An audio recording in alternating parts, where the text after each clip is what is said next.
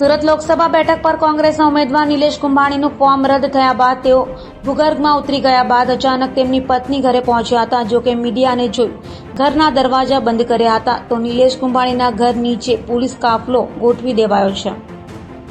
સુરત લોકસભા બેઠક પર કોંગ્રેસના ઉમેદવાર નિલેશ કુંભાણીના 3 ટેકેદારોએ પોતાની સહી ન હોવાનું ચૂંટણી અધિકારી સમક્ષ એફિડેવિટ કરતા નિલેશ કુંભાણીનું ફોર્મ રદ થયું હતું, જેને લઈ કોંગ્રેસીઓ સહિતનાઓમાં નિલેશ કુંભાણી સામે રોષ જોવા મળ્યો હતો. તો ફોર્મ રદ થયું ત્યારથી જ નિલેશ કુંભાણી પરિવાર સાથે ભૂગર્ભમાં ઉતરી ગયા હતા અને અચાનક જ 3 દિવસ બાદ નિલેશ કુંભાણીના ઘરે તેમની પત્ની જોવા મળ્યા હતા.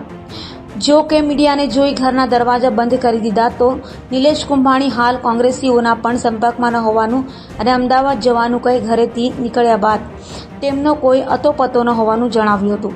હાલ નિલેશ કુંભાણીના ઘર નીચે સરથાણા પોલીસ સાથે ક્રાઇમ બ્રાન્ચની ટીમ દ્વારા પણ બંદોબસ્ત ગોઠવાયો છે.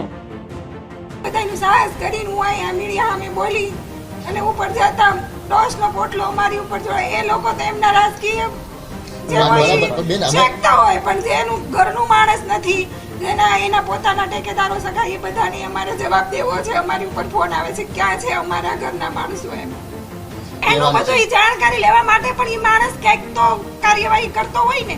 મીડિયા આવે એમ કે મારા પાસે કઈ જવાબ નથી, હું થયું મારી આને મને ખબર નથી કેવા હાટું આવે મીડિયાની આવે. નહીં તમારી અમે નિલેશભાઈની વાત નથી કરતા. સુધી નહીં આવતા તમે કોઈ એટલી સેવા કરી અને તેની ઉપર તમે આ દોષના ટોપલા ઢોળો છો. એ માણસને ટાઈમ તો આપો કે એ આખા ઘટનાક્રમને સમજે.